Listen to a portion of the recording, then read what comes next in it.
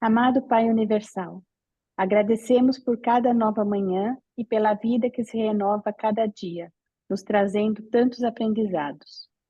Pedimos ao nosso ajustador do pensamento que nos guie em todos os momentos, tanto nos felizes quanto nos difíceis, e que tenhamos sempre a sabedoria e o discernimento para lidar com todos eles.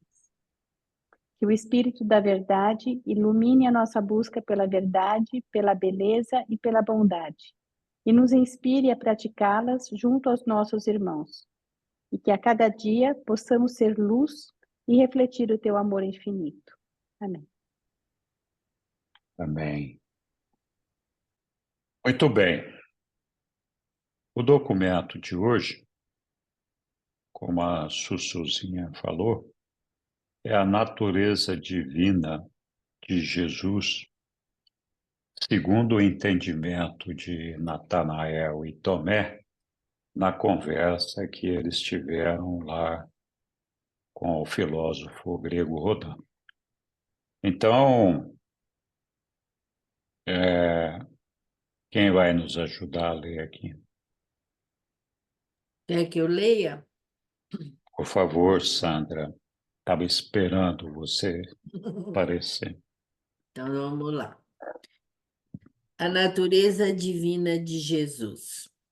Natanael e Tomé haviam aprovado plenamente os pontos de vista de Rodin quanto ao Evangelho do Reino. Entretanto, apenas um ponto restava ainda a ser considerado: o ensinamento que tratava da natureza divina de Jesus, uma doutrina anunciada publicamente só há pouco tempo. Natanael e Tomé, em conjunto, apresentaram as suas visões da natureza divina do Mestre.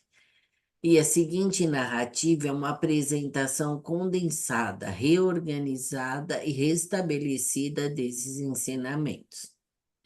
1. Jesus admitiu a sua divindade e nós cremos nele. Muitas coisas notáveis ligadas à sua ministração têm acontecido, e só podemos compreendê-las se acreditarmos que ele é filho de Deus, bem como filho do homem. 2. A sua associação vital conosco exemplifica o ideal da amizade humana. Apenas um ser divino seria capaz de ser um amigo humano assim. Ele é a pessoa mais verdadeiramente não egoísta que já conhecemos. É amigo até mesmo de pecadores. Ele ousa amar os seus inimigos. É totalmente leal a nós. Embora não hesite em nos reprovar, fica bem claro para todos que ele nos ama verdadeiramente. Quanto mais conheces, mais irás amá-lo e ficarás encantado com a sua devoção inabalável. Durante todos esses anos em que não conseguimos compreender a sua missão, ele se manteve como um amigo fiel. Conquanto não lance mão de elogios, ele nos trata a todos com uma bondade igual. É invariavelmente terno e compassivo. Tem compartilhado a sua vida e tudo o mais conosco. Nós formamos uma comunidade feliz, partilhamos de todas as coisas em comum. Não acreditamos que um mero ser humano pudesse viver uma vida tão irrepreensível sobre circunstâncias tão difíceis. Pensamos que Jesus é divino, pois nunca fez o mal, ele não erra. A sua sabedoria é extraordinária e a sua piedade magnífica. Ele vive dia a dia em harmonia perfeita com a vontade do Pai. Nunca se arrepende de ter cometido erros, porque ele não transgride nenhuma das leis do Pai. E ora por nós e conosco, mas nunca nos pede que oremos para ele. Acreditamos que seja permanentemente livre do pecado. Não acreditamos que alguém simplesmente humano tenha jamais professado viver uma vida assim. Ele clama viver uma vida perfeita e nós reconhecemos que ele o faz. A nossa piedade brota do arrependimento, mas a sua piedade brota da retidão. Ele professa mesmo perdoar os pecados e realmente cura doenças. Nenhum ser meramente humano professaria sensatamente perdoar pecados. Isto é uma prerrogativa divina. E ele parece haver sido perfeito, assim, na sua retidão, desde o momento do nosso primeiro contato com ele. Nós crescemos na graça e no conhecimento da verdade, mas nosso mestre exibe a maturidade da retidão desde o princípio. Todos os homens, bons e maus, reconhecem esses elementos de bondade em Jesus. E com tudo isso, a sua piedade nunca é intrusa nem ostentosa. Ele é meigo e destemido. Parece aprovar a nossa crença na sua divindade. Ou ele é o que professa ser, ou então ele é o maior hipócrita e a maior fraude que o mundo já conheceu. Estamos persuadidos de que ele é exatamente o que diz ser. 4. A singularidade do seu caráter e a perfeição do seu controle emocional nos convencem de que ele é uma combinação de humanidade e de divindade. Ele é infalivelmente sensível ao espetáculo das necessidades da miséria humana. O sofrimento nunca deixa de comovê-lo. A sua compaixão é tocada de modo igual pelo sofrimento físico, pela angústia mental e pela aflição espiritual. E ele reconhece rápida e generosamente a presença da fé ou de qualquer outra graça nos seus irmãos mortais. Ele é justo, equânime e ao mesmo tempo tão misericordioso quanto pleno de consideração. Entristece-se com a obstinação espiritual dos homens e rejubila-se quando eles consentem em ver a luz da verdade. 5. Ele parece saber e conhecer os pensamentos das mentes dos homens e compreender os desejos de seus corações. E é sempre compassivo para com os nossos espíritos angustiados. Ele parece possuir todas as nossas emoções humanas, mas elas estão magnificamente glorificadas nele. Ama fortemente a bondade e, do mesmo modo, odeia o pecado. Ele possui uma consciência supra-humana na presença da deidade. Ora como um homem, mas age como um Deus. Ele parece saber as coisas de antemão e ousa, já agora, falar sobre a sua morte como uma referência mística à sua futura glorificação. Conquanto seja amável, ele é também bravo e corajoso. Ele nunca vacila em cumprir o seu dever. 6. Estamos constantemente impressionados pelo fenômeno do seu conhecimento supra-humano. Dificilmente passa um dia sem que algum incidente revele que o mestre sabe o que acontece bem longe da sua presença imediata. E também parece conhecer os pensamentos do seu semelhante. Não há dúvida que ele está em comunhão com personalidades celestes. E, inquestionavelmente, ele vive um plano espiritual muito acima de todos nós. Tudo parece estar aberto ao seu entendimento único. Ele nos faz perguntas para que nos exteriorizemos, não para obter informação. 7. Pouco tempo faz que o mestre não mais hesita em afirmar a sua supra-humanidade. Desde o dia da nossa ordenação como apóstolos, até tempos recentes, ele nunca negou que havia vindo do Pai do Alto. Ele fala com a autoridade de um instrutor divino. O mestre não hesita em refutar os ensinamentos religiosos de hoje, nem em declarar o novo evangelho como a firme autoridade. E é afirmativo, positivo e pleno de autoridade. Até mesmo João Batista, quando ouviu Jesus falar, declarou que ele era o Filho de Deus. Ele parece ser autossuficiente dentro de si próprio. Não busca o apoio da multidão. Ele é indiferente às opiniões dos homens. Ele é bravo e ainda assim tão sem orgulho. 8. Ele fala constantemente de Deus como um ser coligado a ele, sempre presente em tudo que ele faz. E prossegue fazendo o bem, pois Deus parece estar nele. Faz as afirmações mais espantosas sobre si próprio e sobre sua missão na Terra. Declarações estas que pareceriam absurdas caso ele não fosse divino. Certa vez declarou: Antes que Abraão fosse, eu sou. Definitivamente alega sua divindade e professa estar em sociedade com Deus. Ele quase exaure as possibilidades de expressão para reiterar a sua associação estreita com o Pai Celeste. Ousa mesmo afirmar que ele e o Pai são um, e diz que quem tiver visto a ele, terá visto o Pai. E diz e faz tantas coisas extraordinárias com a naturalidade de uma criança. Ele refere-se à sua ligação com o Pai, e do mesmo modo que se refere à sua ligação conosco. Parece estar seguro de Deus porque fala dessas relações de um modo muito natural. 9. Na sua vida de orações, Jesus parece comunicar-se diretamente com seu Pai. Nós ouvimos poucas das suas orações, mas essas poucas orações indicam que fala com Deus, como se estivesse frente a frente com Ele.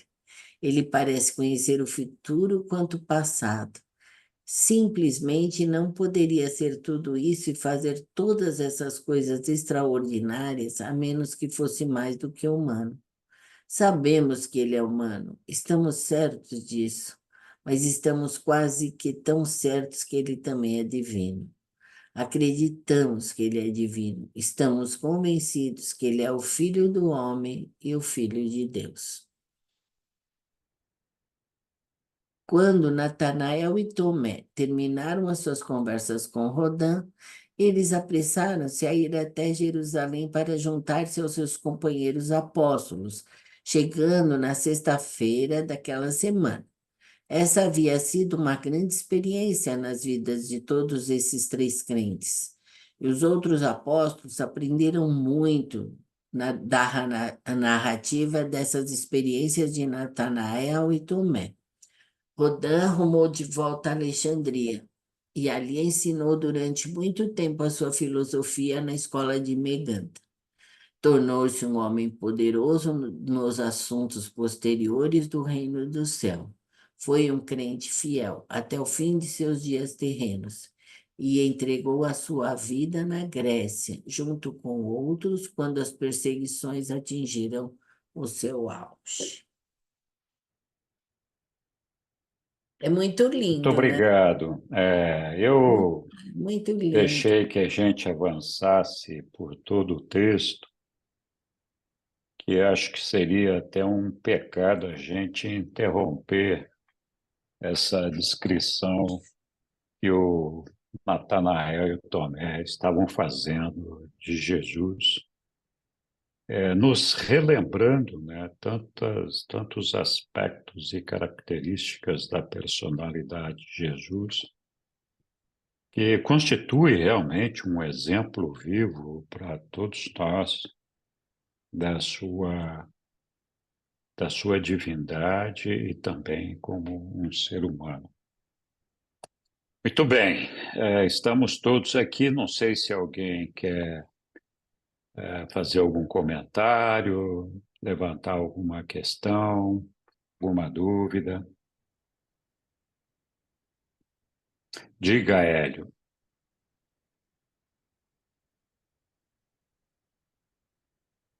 seu microfone. De fato, você fez bem em não interromper, mas o texto é muito longo, tem muita coisa, muita preciosidade aqui que vale a pena olhar com mais atenção. Eu fiz algumas marcações. Podia pôr na tela, por favor, o tópico 5, Claro, parágrafo 5. parágrafo 5 ou item 5? Vamos lá. O São os dois, né? 2.5, então acho que 5 é parágrafo, né? Mas Né? ela está... Sim, está certo, é isso mesmo. Está lá, está Então, na tela. a última frase, eu vou ler. Entristece-se com a obstinação espiritual dos homens e rejubila-se quando eles consentem ver a luz da verdade. Eu tinha para mim que obstinação espiritual era uma virtude, e aqui está sendo colocado como um vício ou um defeito ou algo reprovado. Não vou comentar nada, só estou destacando. Por favor, agora, o 9, parágrafo 9, tópico 2, parágrafo 9. Está lá. Destaquei. Ousa mesmo afirmar que ele e o Pai são um, e diz que quem tiver visto a ele terá visto o Pai. Aqui ele está se apresentando como a segunda pessoa da Trindade, sendo ele Micael. É difícil entender ele se considerando a segunda pessoa da Trindade. Também não vou comentar, é apenas um destaque. Então, são 700 mil Micaéis. Não é o Micael original. Eu fiz outras citações, mas essas duas são suficientes para consideração, não aqui, talvez, ou quem sabe para reflexão futura. Grato. Oi, Hélio, muito bem observado os seus pontos aí, mas já que eles foram levantados, eu gostaria de comentar alguma coisa. Acho que quando fala da obstinação espiritual, é ali que Jesus, de alguma forma, se entristece com essa obstinação espiritual do seu povo, dos judeus, ele está se referindo a todos os dogmas, a todas as crenças que estavam arraigadas na mente de todos os seus contemporâneos ali, que os impedia de estudar ou considerar a possibilidade de alternativa para enxergar a luz da verdade, porque ele complementa justamente isso, dizendo: olha, eu fico triste com essa obstinação espiritual, mas me alegro quando alguém tem a abertura para ver a luz da verdade. Então, eu acho que ali, embora não esteja escrito com todas as letras, né, é uma dedução, eu acho que ele estava falando disso. E eu não acho que ele estava se apresentando como segunda pessoa da Trindade. Ele realmente falou: quem viu a mim viu o Pai, quem viu o Filho viu o Pai. Ele não estava mentindo, ele é um filho do Pai e um filho do Filho Eterno. E o próprio Pai, quando a gente lê lá os documentos, documento 1 até o número 5, em várias passagens, tem ali, quando se fala do Pai, um relato frequente de que quem viu o Micael, Jesus aqui na Terra, viu o Pai. Eles falam disso porque lá, nesse documento que fala de Deus, o Pai, eles falam também que Deus, o Pai, não é muito fácil de ser percebido pelo homem, pelo ser humano, dada a sua natureza e a sua pureza e a sua elevação espiritual. Nós não conseguimos, ainda neste momento, alcançar uma visão e uma compreensão do nosso Pai universal. Então, em função dessa ausência de uma percepção mais clara por todos os filhos de Deus sobre a realidade do Pai Universal, eles repetidas vezes falam que quem viu a Jesus, quem viu o Filho, viu o Pai. E ele, de fato, é um filho do Pai e um filho do Filho Eterno. Então, ele não mencionou em nenhum momento que ele era a segunda pessoa da Trindade. Mas poderia ser aí a origem da confusão mental feita pelos cristãos que atribuíram a ele o título de segunda pessoa da Trindade, como se ele fosse o Filho Eterno. Então, isso, mas vamos lá, Lilian. Não sei, depois se tiver mais algum comentário, fique à vontade. Vamos lá, Lilian. Estava procurando aqui a parte que ele fala de odeia o pecado. Acho que é acho que está na 6. Ok, vamos ver aqui a parte que ele fala que odeia o pecado. É, que odeia o pecado.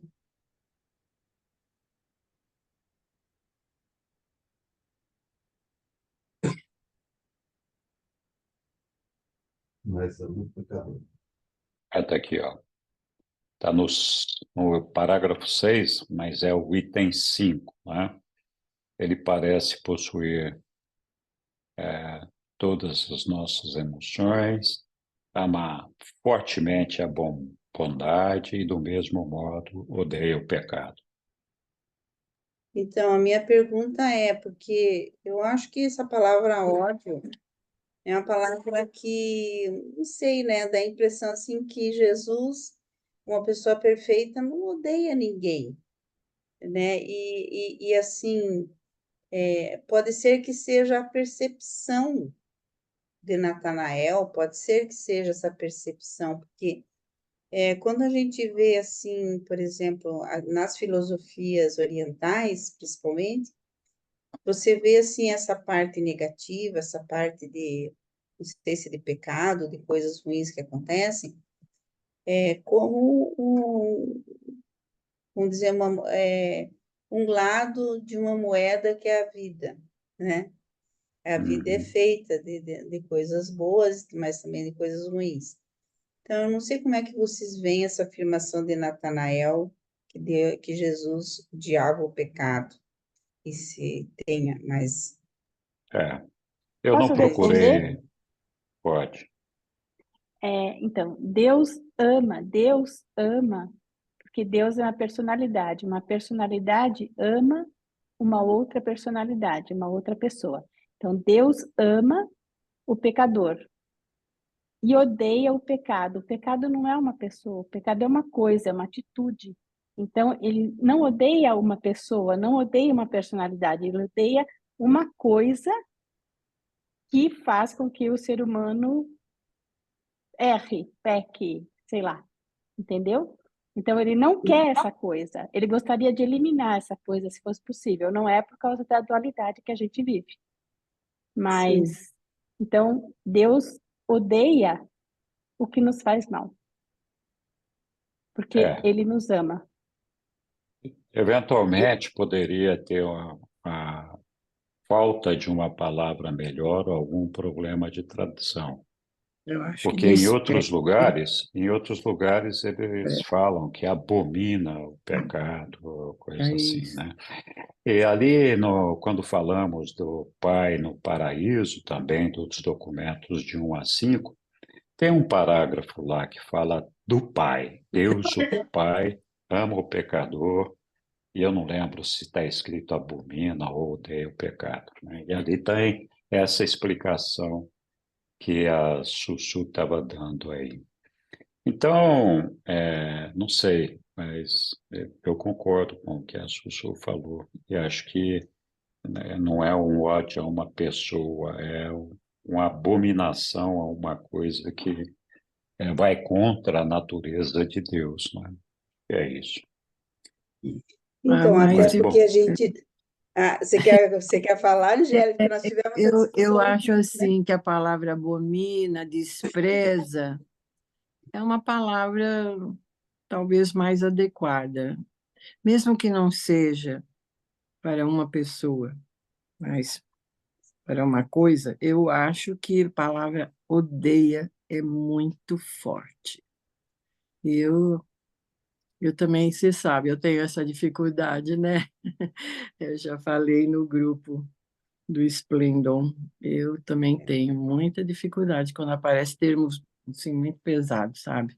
Eu acho que existem Isso. outros que podem ser substituídos, como despreza, abomina, né? É isso. Obrigado, Nada, Angélica. desculpa me intrometer e não levantar a Imagine, não, mãozinha. todos podem Imagine colaborar, todos. porque assim nós vimos, nós estávamos estudando o documento 2, né, lá no grupo, e é lá que aparece, sabe, essa parte do odeia. Só que o revelador fala que isso, o que nos deu a entender nessa parte, ele fala de que isso não se aplica, que isso é uma, filosoficamente falando, pode ser, mas que não se aplica a Deus, ou odeia o pecado, né? Até eu quero achar aqui, por Lá isso que eu achei. fala que para Deus o pecado não é uma realidade, então ele nem dá bola para o pecado. É Hum, isso Ele é. sabe que o pecado não vai subsistir, etc, etc, mas ele ama o pecador. Deixa Mas eu ver aqui. no início do parágrafo, está escrito lá que ele ama o pecador, e eu não lembro se é abomina Não, ou mas odeia o é pecado. odeia mesmo, mas ele eu fala Isso, assim que essa é é, uma expressão filosófica, mas que não se, eu estou achando aqui, mas que não é, vamos dizer assim, ele diz que não é de Deus, né? Assim, que não é. é. Eu vou Isso ver é o aqui. revelador falando, né? Não é Deus falando, né?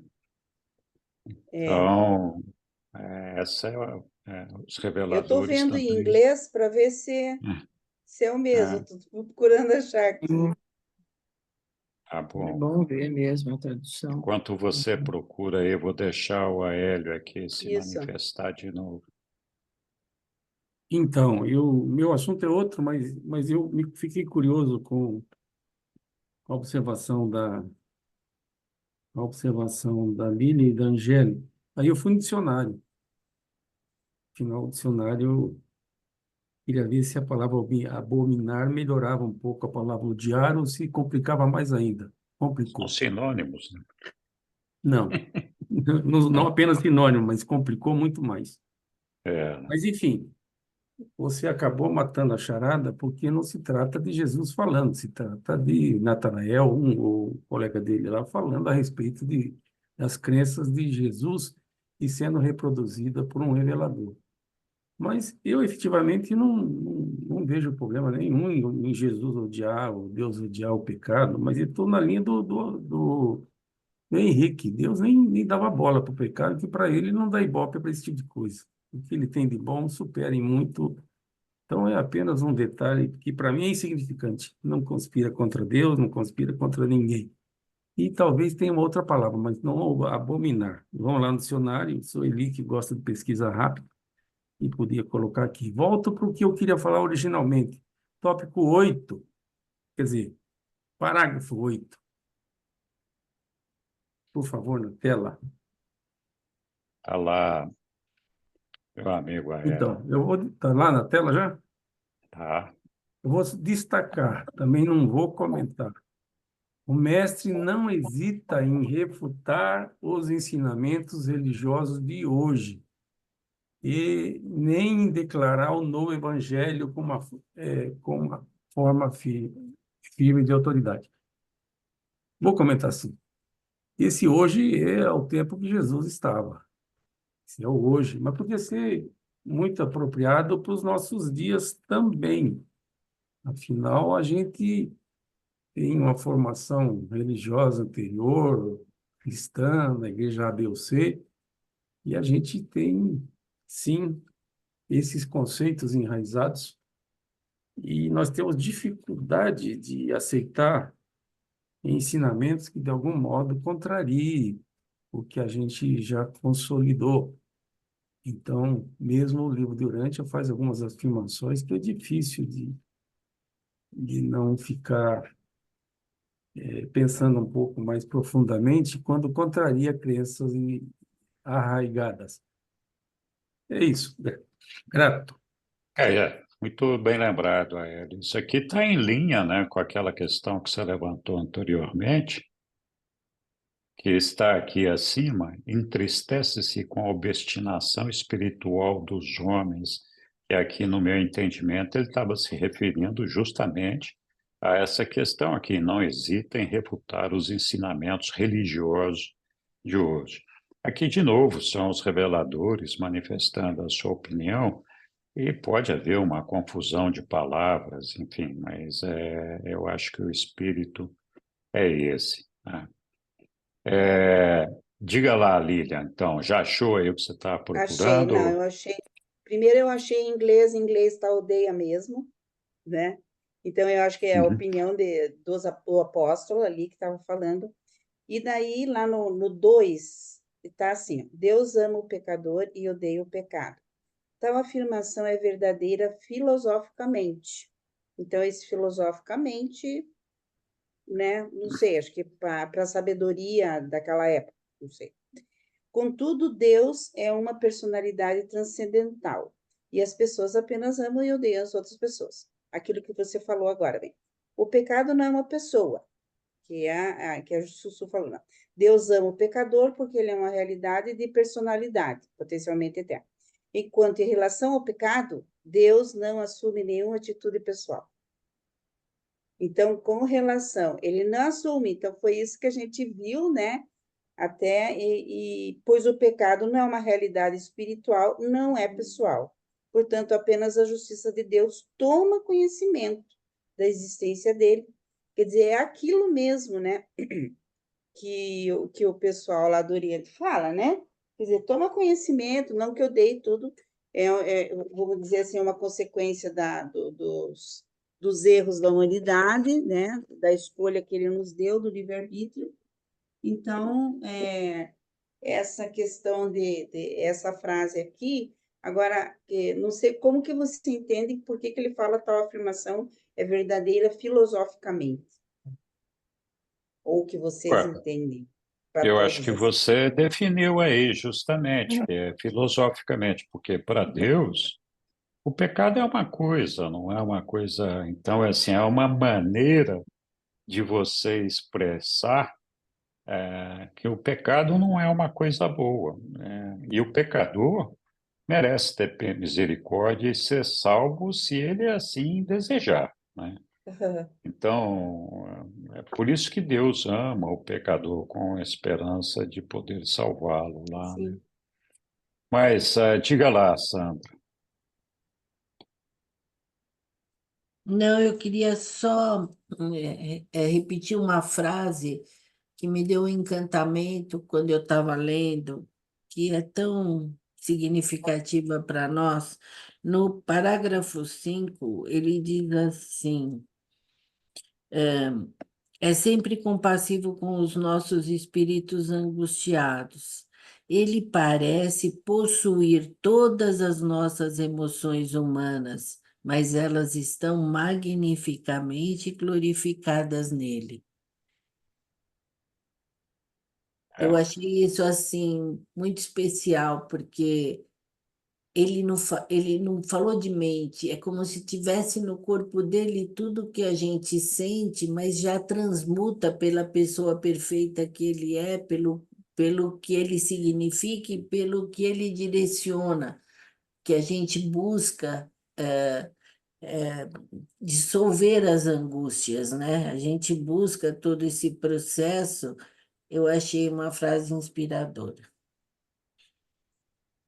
obrigado, Sandra. Diga lá, Sussu. Não, só para continuar aquilo que a Lilian leu, é só para amarrar. E que aí eu acho que reforça aquela frase lá em cima, Deus odeia o pecado. Porque na continuação ele fala assim: o amor de Deus salva o pecador, e a lei de Deus destrói o pecado. É isso Então, acho mesmo, que isso é Sussu. bastante importante. Muito obrigado, Sussuzinha. E Vamos lá, depois Yara. Oi, Angeli. Bem, Oi, então, gente. mas o que a Lilian falou é filosoficamente, não é uma verdade.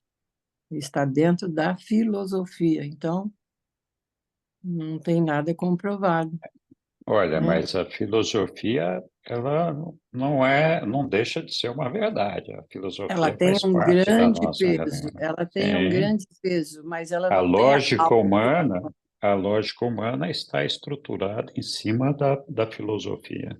Mas, de Sim, qualquer forma, tudo bem. Essa questão da filosofia, porque, assim, quando eles falam do eu sou, eles falam, olha, a definição que nós estamos dando aqui do eu sou é um elevado conceito filosófico, porque não dá para falar de como que é o eu sou, né? Então, é uma ideia filosófica, mas não quer dizer que o eu sou não existe, né? Muito bem, Yara, diga lá. Gente, aí tá frio, hein? Tô vendo todo mundo agasalhado. está Pois muito. é, Eu hoje estou só no eu que Espírito estou. Santo aqui, tá razoável. Ah, que bom para você. Aqui, gente, eu estava lendo aqui no meu dicionário o que está fazendo sentido para mim, em termos de entendimento desse odiar o pecado, né? Eu vejo o pecado como o erro do alvo, né? Então, pegando simbolicamente, o que que é o erro ao alvo? É o erro que nos afasta da clareza e da verdade da vida, do que Deus quer para nós, que é, né, assim, quando ele é apresentado por Jesus para nós, ele quer que haja clareza, que a gente não tenha dúvida e que a partir daí, na minha compreensão, a gente possa se assemelhar nos ensinamentos de Jesus e errar o alvo é não perceber, não ver, não pensar, não se conduzir à clareza e a verdade da vida e dos fatos como são, e como é que a gente pode se pautar, né, assim, no nosso caminho. Então, eu concordo com a Sueli, assim, me aproximo nessa forma de ver que está ligado a uma perda de foco, um afastamento do alvo, né? E eu acho que isso ajuda um pouco a, assim, eu entender um pouco o que a gente está conversando aqui também, né? Acho que isso afetou bastante a gente, né? Obrigado, Yara. É, é, só para ter certeza que nós estamos todos falando a mesma coisa, É, o pecado é aquilo que não é a vontade de Deus, né? Cada vez que a gente deixa de cumprir a vontade de Deus, a gente está, no mínimo, em erro, né? Eventualmente em pecado, se for uma coisa deliberada ou se for repetitivo. Então, o pecado é o desvio da vontade divina, quando a gente não faz aquilo que seria esperado de uma pessoa que cumpre a vontade do Pai. Oi, Franklin. Então, o que eu queria aqui agregar é esta questão, por exemplo, do pecado. O pecado é pura ignorância, é estupidez, quando a gente começa a compreender a verdade, né? Então, quando Jesus começa a nos advertir, então nós vemos a estupidez do pecado. E uma coisa que me chamou a atenção muito é precisamente esta questão, não? De que Deus abomina, que alguém, que Jesus abominava o pecado e amava o pecador. Mas é lógico, não? Porque o pecado ele não tem substância. O pecado o, ele vai ser desmanchado pela lei divina, claro, é lógico. O amor salva, a lei castiga, mas não é Deus que castiga, é uma lei.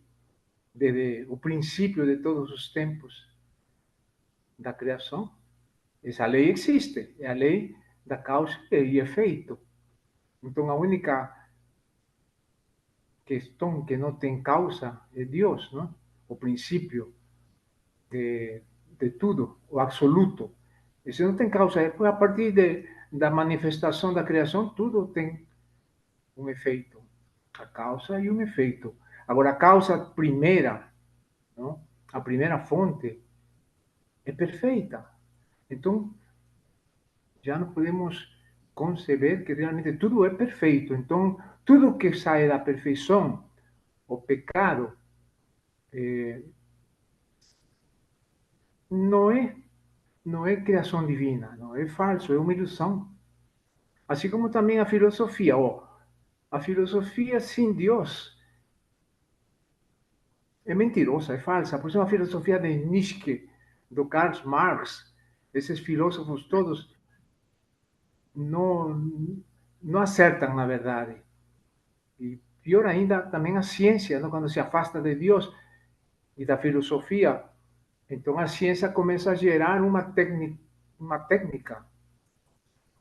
uma tecnologia absurda que vai produzir armas atômicas. E essas coisas não podem acontecer. Então é necessário a gente realmente harmonizar a ciência, a filosofia e a religião, ou vamos dizer melhor, a espiritualidade, porque a religião nos confunde, nos está confundindo muito as religiões. Agora a gente não sabe onde é que pode encontrar a luz, em qual religião. Então, por isso que as religiões estão em decadência.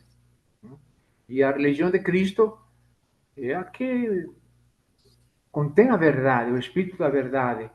Então, essa é a única religião possível, não tem outra. E isso é que nós estamos agora saindo da lei kármica para a lei dármica. Então, temos uma herança crística, que é Jesus Cristo. Não? Temos uma herança também biológica, Andão e Fonta, e eles eram bons. Depois que se perturbou tudo, quando depois deste calisgaste, criou desarmonia, não? E Adão e Eva entraram pelo cano, não? Assim, principalmente a Eva entrou pelo cano com o cano, não? Isso é uma coisa impressionante. Mas eles estão aí, Adão, Eva, estão todos nos ajudando. Então, só isto que eu queria agregar aqui, para ver se nós ficamos mais de acordo com esta verdade de Jesus Cristo. Muito obrigado. Obrigado, Frank. Vou pedir para todo mundo para a gente focar um pouquinho na discussão do texto ali que nós estamos. Bom, não estou vendo ninguém mais com a mão levantada aqui. Ainda tem algumas observações que eu queria fazer sobre esse texto, né? Eu acho que são coisas bem significativas. Eles falam da natureza combinada de Jesus, né? De Deus e homem, de natureza divina e natureza humana, e de como que Jesus se apresentava aos homens, ora com uma aparente demonstração da sua natureza divina e ora como um simples homem. Então, o aspecto aqui importante e relevante aqui é de que Jesus sabia em que momento ele devia atuar como Deus, em que momento ele devia atuar como homem. E que Jesus, ele sempre foi, ao mesmo tempo, homem e Deus, né? A gente poder compreender isso. Daí talvez venha a observação do Tomé e do Natanael sobre a possível onisciência de Jesus. Eles se manifestam ali a respeito dessa onisciência de Jesus, admitindo que Jesus parecia conhecer o pensamento dos seus semelhantes e que por isso teria uma onisciência. Mas eles claramente dizem também que Jesus nunca falou disso para eles, era só uma observação pessoal deles. E sim, Jesus tinha essa onisciência, podia ler a mente, a alma dos homens, e ele podia, assim, saber o que ia no interior de cada pessoa. Isso que dava para ele aquele chamado insight de poder contribuir para atender aos homens, aos semelhantes, naquilo que eles estavam precisando. Então, a gente vê todas as passagens onde Jesus conversou com inúmeras pessoas, que ele percebia claramente o que ia no interior dessas pessoas. Isso facilitava, evidentemente, esse trabalho. Mas, além desse insight, dessa percepção, acho que outro aspecto importante era o amor e o respeito que Jesus tinha pelos seus semelhantes, que fazia com que, independentemente da percepção que ele tinha ou podia ter de cada um dos homens ou mulheres, ele sempre tratava todos com amor, com carinho, com respeito, e isso por si só fazia dele uma pessoa que gerava empatia, que trazia um reconhecimento, um conforto por parte das pessoas, né? Jesus era, de fato, um conforto para todo mundo que se dirigia até ele. E, então, é uma coisa interessante isso, porque muita gente pergunta, né? Será que Jesus sabia, como assim o Pai sabe o fim a partir do início? Eu acho que ele não sabe como o Pai sabe, isso é só um achômetro também. Mas acho que ele tinha mesmo uma noção ou uma ideia muito clara dentro dos seus domínios daquilo que poderia acontecer. E isso fica evidente também quando ele descreve para os apóstolos o futuro dele, dizendo que ele ia morrer, que ia ser uma morte triste, mas que ele ia ressuscitar, toda aquela história. Então, Jesus sabia qual era o cálice que ele ia ter que beber ali no final da sua carreira terrena, né? Então, não era uma coisa que ele não tivesse conhecimento. Um outro aspecto importante que chama a atenção nesse texto também é a compaixão de Jesus, né? Os reveladores, aí o Tomé e o Natanael, eles falam, olha, Jesus se compadecia de, do sofrimento de todos os seus semelhantes, dos homens e mulheres. Ele ficava tocado com esse sofrimento, com essas dificuldades que ele via em todos os seus filhos, em todos nós, né? Imagina, era uma luta grande para ele, Jesus, eu imagino, né? De conviver com uma situação dessa e estando comovido como ele estava e como com essa compaixão que ele tinha, de se controlar para não transformar todos nós em seres perfeitos, sem sofrimento, sem tal, que seria um aborto do plano do Pai, né? Que o plano do Pai é que nós nos desenvolvamos espiritualmente a partir da experiência de perfeccionamento, que implica em viver as dificuldades todas que a gente sabe da vida, partindo da imperfeição para a perfeição. Então, se Jesus eliminasse todas as dificuldades que afligiam os homens não iam ter mais a capacidade de fazer, ou a oportunidade de fazer essa experiência evolucionária e fazer essa carreira de perfeccionamento, que é o que está esperado pelo Pai. Na minha opinião, essa era a principal razão pela qual Jesus controlava essa compaixão e essas emoções, embora algumas vezes ele tenha perdido a mão, era a principal razão, porque ele queria fazer a vontade do Pai, ele não queria que o mundo fosse modificado de uma maneira a abreviar ou de antecipar a evolução natural das coisas da humanidade, né? Que esse foi o pecado de Lúcifer, na verdade, né? Que quis acelerar o processo e todo aquele negócio.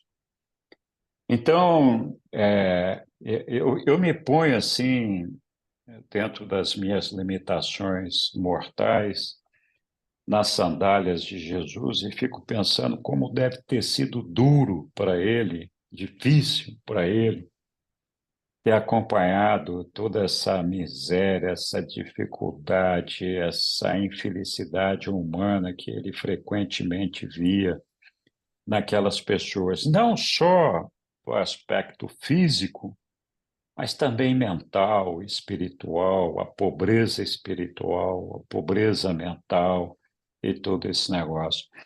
Então, ainda assim, Jesus conseguia manter o seu equilíbrio e, mesmo compadecendo-se de todos os seus semelhantes, ele procurava se controlar e tentava ajudar naquilo que ele sabia que, da forma como ele estava ajudando, ele não interferiria na vontade do Pai, que era basicamente dando o ombro amigo para as pessoas chorarem, o abraço, o conforto, o consolo, mas não necessariamente resolvendo os problemas individuais de cada um, né?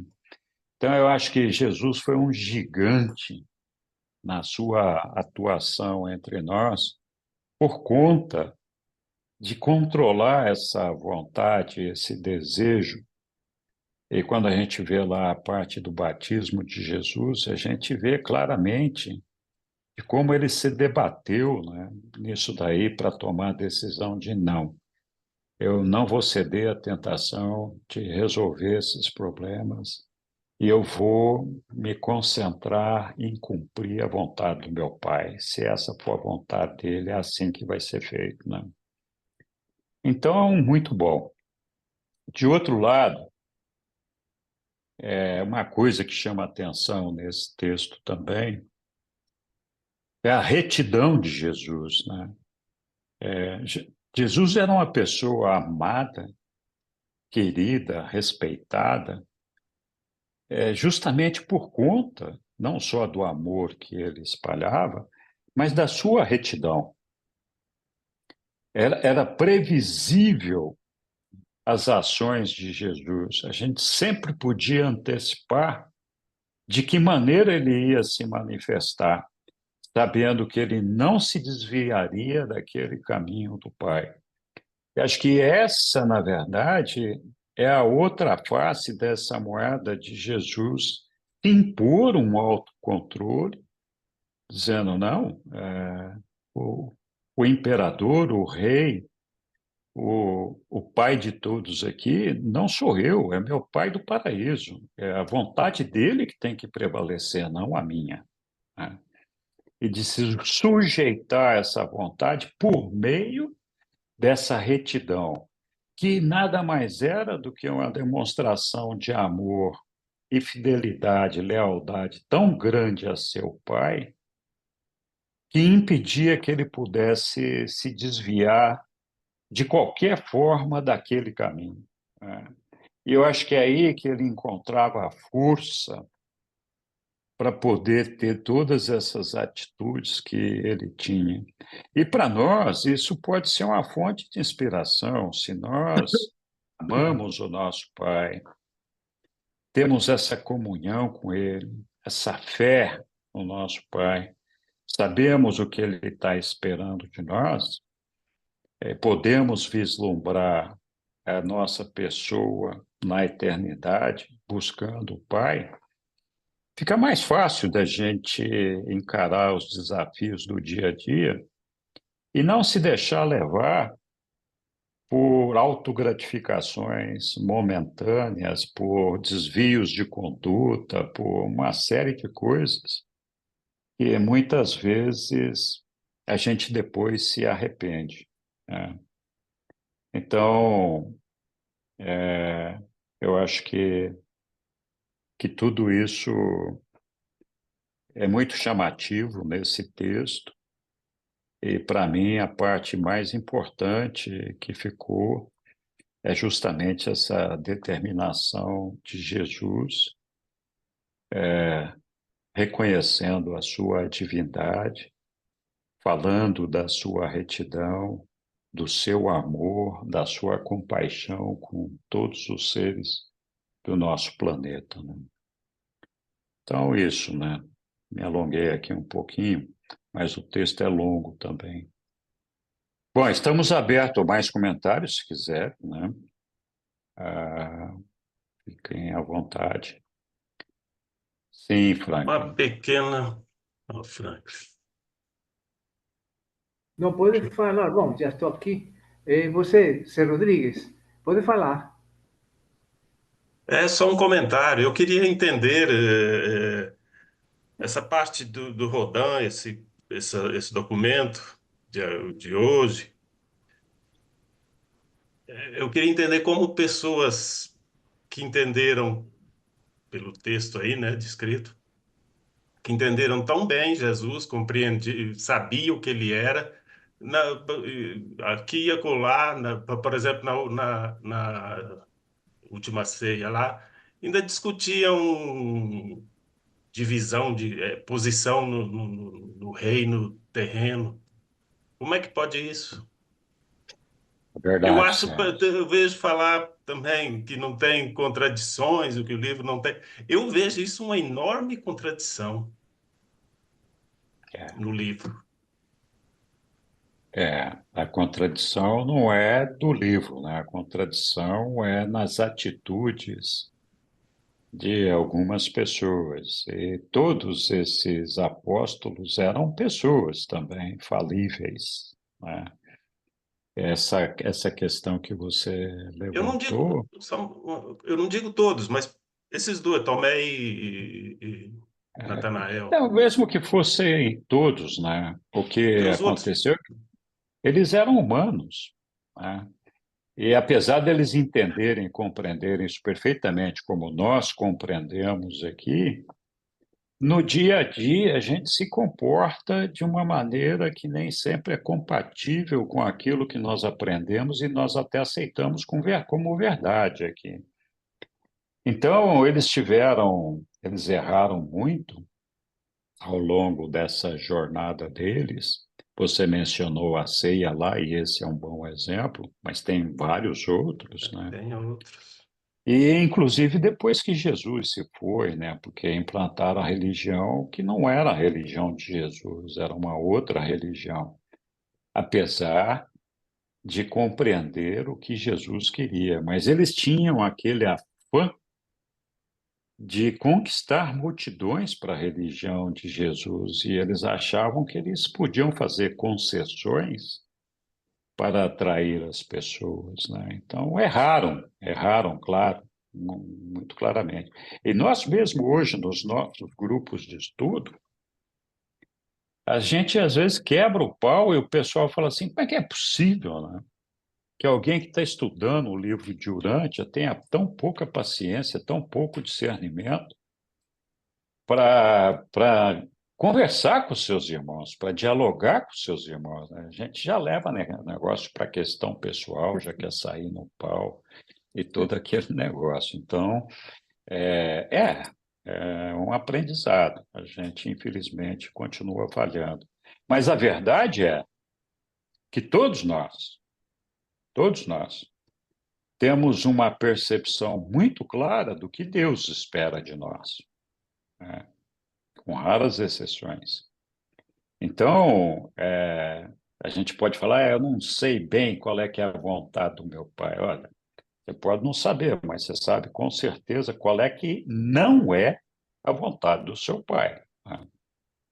Então, você incorrer em erros Acontece. Agora, provocar os erros deliberadamente, aí já é outra coisa, né?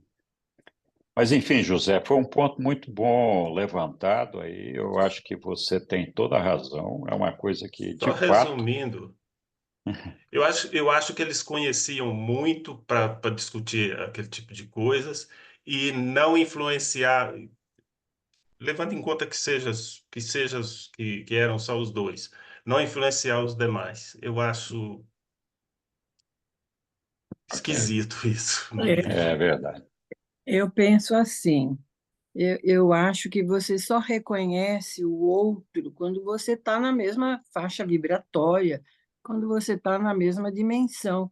Eles eram humanos, não é porque eles caminhavam com Jesus que eles iam acreditar em tudo que estavam vendo e participando. Cada um está numa dimensão. O meu comentário é Então, a partir deste texto. Aí, é. Então, Não, eles mas, fizeram um comentário tão elevado, e- né, Zé? é, Natanael e Tiago tinham uma visão tão isto. clara de Jesus sim, nesse eles documento tinham. que não é cabível que eles errassem tanto, Eu nem que resumi o que fosse eu só esses penso. dois. Exatamente, eu Então, concordo. esses dois tinham, mas nem todos tinham. Nem todos tinham. Nós estamos falando com Mas até os humanos. dois discutiam lá o que eles iam ser lá. Mesquinharias, Então, a gente Muito só bem. reconhece o outro quando a gente é também. Senão a gente não reconhece. A gente Vamos não percebe. adiante. É só uma observação. Obrigado, José. Acho que foi muito bem colocada a sua observação. Oi, Lília. Não, eu acho assim que foi muito bem colocado todas essas características de Jesus, Jesus divino, né? A divindade de Jesus, porque aqui eles estão colocando por que eles achavam que Jesus era divino, era Deus, né? Eles colocaram o que eles viam também em Jesus. Ah, ele só pode ser Deus porque ele age assim, porque ele entende as pessoas. Então, quando eles falaram assim, que Jesus entende, que Jesus lê o nosso coração, então a gente pode estar tranquilo que ele sabe tudo que nós passamos. Eu achei muito legal. E com relação ao que o Zé colocou, né, o Zé Rodrigues colocou, realmente, porque Tomé ele teve até dúvidas depois que Jesus morreu. Ele ficou com dúvidas, ele ficou chateado, né, ele teve assim, mas é como o Henrique falou, porque nós também acreditamos na divindade de Jesus. E até poderíamos, né, falar tantas coisas, mas às vezes a gente dá um contra-testemunho, porque nós somos humanos, né? E os apóstolos também eram. E depois eu estava Eu, recordando aqui com o Cido que a divindade de Jesus ela foi discutida pela igreja cristã lá pelo ano 300, do primeiro concílio. Eles tiveram ali uma discussão enorme se Jesus fazia parte da Trindade, era Deus, ou a divindade de Jesus, ela foi, e isso Jesus e os apóstolos já sabiam, e Jesus já tinha falado para eles, ali a gente vê o quanto Jesus tinha ensinado os apóstolos, e o quanto eles sabiam. Tanto que acho que a gente comentou, né, que Natanael foi para a Índia, e depois eles morreram todos, é, é, por causa da fé. Você morrer por causa de uma causa não é qualquer coisa. Você dá a tua vida pelo que você acredita, dá a vida por Jesus. Isso foi a maior prova de fé, né? Que eles puderam ter e que eles mostraram ao mundo com essa atitude deles, né? Que realmente eles acreditavam em Jesus, acreditavam em Deus na pessoa de Jesus. É isso. Obrigado, Lilian. Oi, Aélia. Na verdade, o ponto levantado pelo Zé Rodrigues me chamou a atenção, no seguinte sentido: De fato, os apóstolos tiveram um treinamento especial, tiveram o privilégio de se relacionar com Jesus e aprender algo especial que não foi passado para as multidões. Apenas uma correção, Zé. Quem disputou o lugar à direita e à esquerda foi os irmãos Zebedeus, por influência da mãe, que tentou conquistar um lugar de honra, um novo reino, uma à direita e outra à esquerda. Os outros apóstolos, como bem lembrou Henrique, também cometeram deslizes, mas esse especificamente, aquele lugar de honra, foi específico dos irmãos Zebedeus. Grato.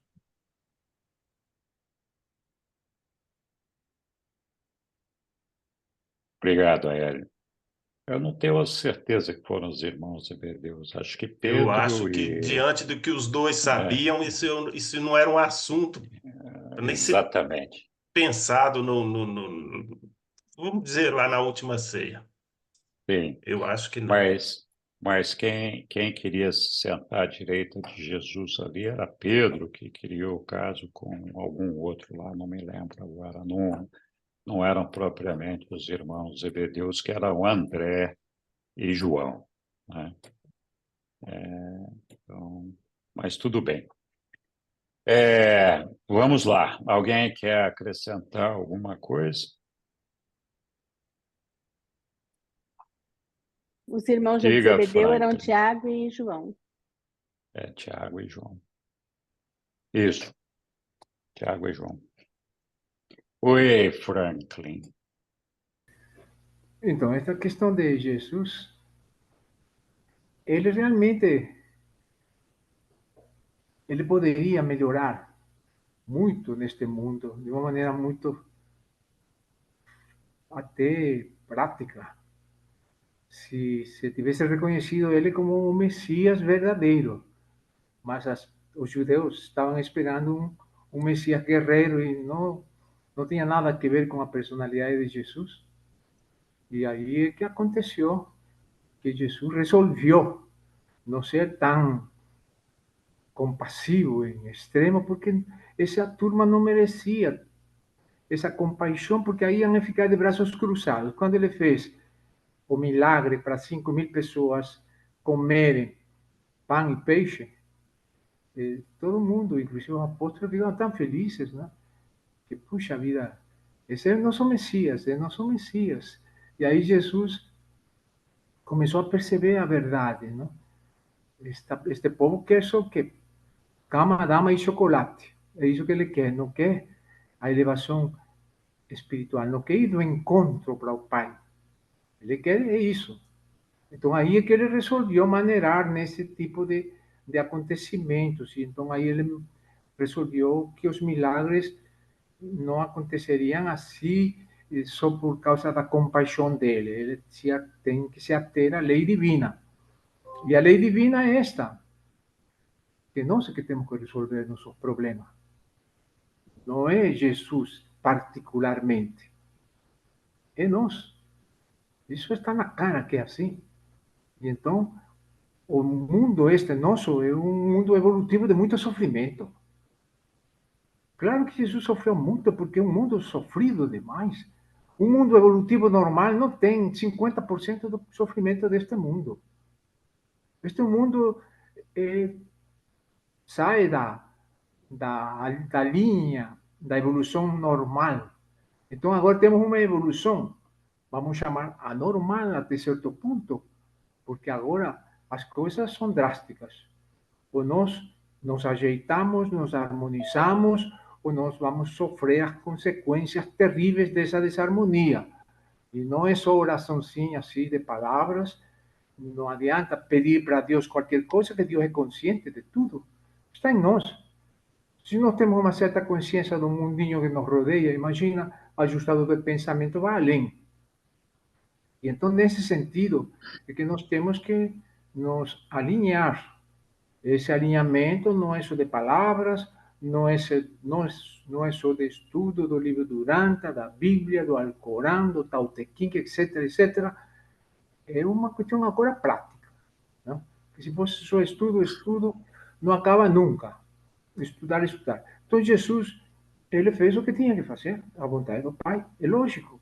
Não? Ele não poderia fazer mais do que isto, porque aí deixava a gente que todo mundo bem, feliz da vida, mas sem saber nada de Deus. É como isso é o que está acontecendo. Tem muita gente com o Deus dinheiro que quer ser feliz. Acha que isso basta. E isto é o que aconteceu. Então, Jesus, muito bem que podia melhorar, ajudar muito mais, se nós tivéssemos compreendido realmente a missão dele e ficávamos ao lado dele, não com os bracinhos cruzados, não é para que nos dê a comidinha na boca, nem que nos faça, nos leve ao banheiro para fazer xixi. Não é isto. Nós temos que fazer as coisas acontecer. E esse é o momento que estamos vivendo. Esse é o desafio. Então, Jesus é realmente o precursor, ele fez como tinha que fazer, não podia ser guerreiro, não queria brigar. Ele não queria guerra como está acontecendo agora. Então ele ia fazer uma guerra. Não podia, claro, ele era super esperto, não? Como vai provocar guerra? Até agora ele não conseguiu terminar com as guerras. Mas não vamos ter que terminar, porque nós estamos aqui inteirados, pelo livro durante está mais claro as coisas para nós, não podemos ficar sem exercer nosso poder crístico.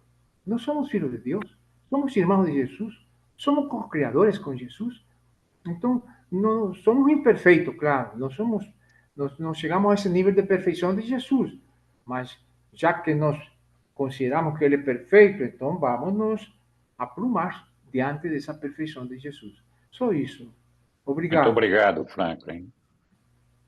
Muito bem, pessoal. Alguém mais quer antecipar alguma coisa? Então, continuamos aqui a leitura do nosso documento aqui. A Sandra vai continuar lendo ou vamos ter um outro leitor? A pergunta é isso. Estou lá, vamos lá. Vamos. A mente humana e a mente divina de Jesus. A consciência da divindade teve um crescimento gradual na mente de Jesus, até a ocasião de seu batismo. Depois que se tornou plenamente consciente da sua natureza divina, da sua existência pré-humana e das suas prerrogativas no universo, parece que passou a ser possuidor do poder de limitar, de modos diversos, a sua consciência humana da própria divindade. Parece-nos que, do batismo até a crucificação, era inteiramente opcional para Jesus depender apenas de sua mente humana ou utilizar-se do conhecimento, tanto da mente humana quanto da mente divina. Às vezes, ele parecia valer-se apenas da informação que reside no intelecto humano. Em outras ocasiões, ele parecia agir com uma plenitude tal de conhecimento e sabedoria que só poderia ser possibilitada pela utilização do conteúdo supra-humano da sua consciência divina. Apenas podemos compreender as suas situações únicas aceitando a teoria de que ele podia, segundo a sua vontade, autolimitar a sua consciência da divindade. Somos plenamente conhecedores de que ele frequentemente abstinha-se de mostrar aos seus colaboradores a presciência que possuía dos acontecimentos e de que estava ciente da natureza dos pensamentos deles e do que planejavam. Compreendemos que não queria que os seus seguidores soubessem com muita certeza de que ele era capaz de discernir os seus pensamentos e de penetrar em seus planos. Ele não desejava transcender em muito o conceito do humano, do modo como era mantido nas mentes dos seus apóstolos e discípulos. Consideramo-nos de todo incapazes de distinguir entre a sua prática de autolimitação da consciência divina e a sua técnica de manter em segredo, para seus companheiros humanos a sua presciência e o seu discernimento dos pensamentos deles. Estamos convencidos de que ele usava de ambas as técnicas, mas não somos sempre capazes de, em uma determinada instância, especificar qual método ele pode haver empregado. Frequentemente o observamos atuando apenas com o contexto humano da consciência, e então o veríamos em conferência com os diretores das hostes celestes do universo e discernimos o funcionamento indubitável da mente divina. E em inúmeras ocasiões, então, quase testemunhamos o trabalho dessa personalidade combinada de homem e de Deus, de modo como era ativada pela união aparentemente perfeita da mente humana e da mente divina. Esse é o limite do nosso conhecimento de tais fenômenos. Nós realmente não sabemos de fato qual é a verdade plena sobre esse mistério. Muito obrigado, Sandra. Muito bem, alguém quer se manifestar com algum comentário, alguma observação sobre esse texto? Diga lá, Flávio. Aqui, aqui me parece que, se a gente for traduzir para uma linguagem atual, Jesus funcionava, na verdade, com um software espiritual e um software humano, né? Dependendo da situação, né, ele acessava um ou outro. Porque realmente, na verdade, ele tinha que se igualar, na verdade, se igualar no sentido assim do entendimento, de ele passar o entendimento que as pessoas daquela época poderiam, né, compreender, né, tanto através das parábolas dele, enfim, dos discursos, né, e dos contatos. E, eventualmente, ele tinha que falar com o pai, né, ele tinha que acessar, na verdade, o lado espiritual dele, né. Então, acho que esses dois modos, na verdade, né, ele teve que usar, embora ele fosse humano nas suas características, né, fisiológicas, ele era divino em espírito. Então, certamente, ele acessava esses dois lados aí, e é assim que eu entendo que ele podia manejar isso de uma maneira perfeita, assim, né? Muitas vezes sentindo, né, toda a emoção humana, né, e até chorando, e outras vezes, né, simplesmente se desconectando, né, e buscando as informações que ele precisava, enfim, para tocar o dia a dia dele aqui. É só isso. Muito obrigado, Flávio. Acho que é muito bom aí. Beleza. Alguma outra observação? Aqui é um ponto importante que eu acho que nós temos que ter presente, é o fato de que Jesus sempre foi homem e foi Deus, né? Ele sempre foi homem desde o momento em que foi iniciada a fecundação dele no ventre de Maria, até o momento em que ele morreu na cruz. E ele não deixou de ser Deus quando se fez homem. Então, ele já era Deus antes. Então, quando fala ali que ele foi ganhando consciência da sua divindade, sim, desde o momento da sua fecundação até atingir uma certa idade,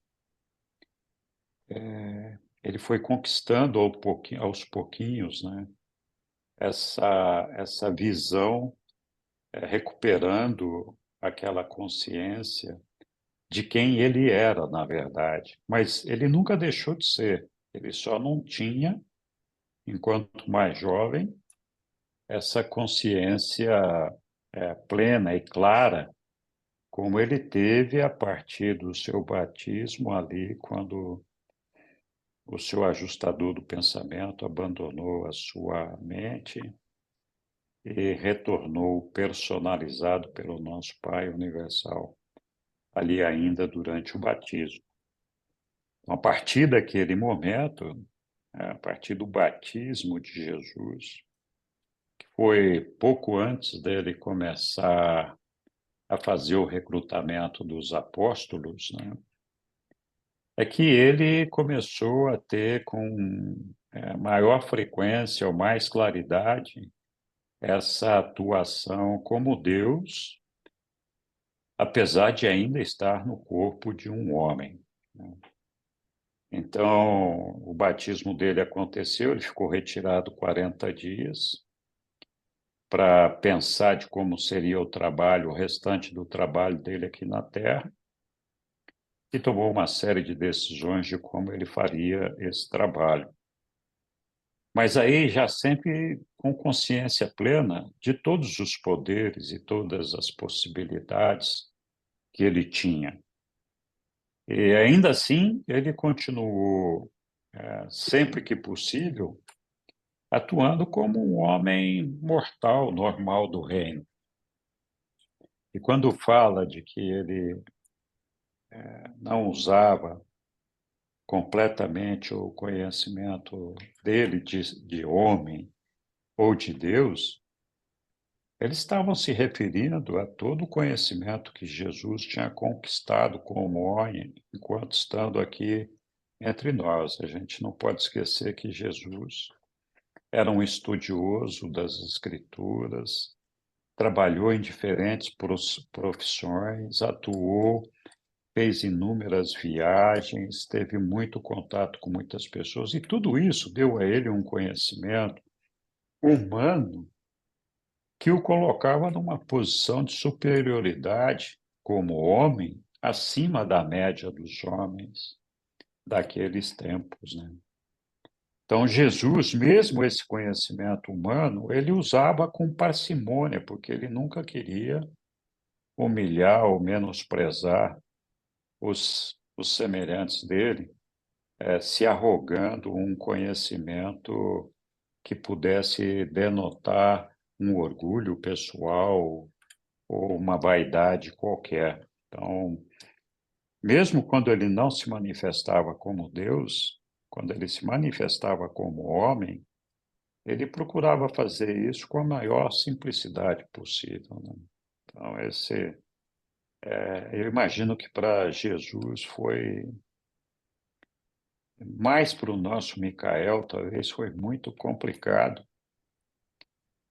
se estabelecer essas limitações de atuação, né? E isso só poderia ser feito mesmo mediante o processo de retidão e do desejo de estar sempre fazendo a vontade do nosso Pai.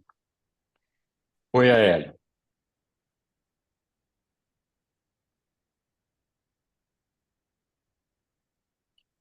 Podia pôr, por favor, o parágrafo 3.3.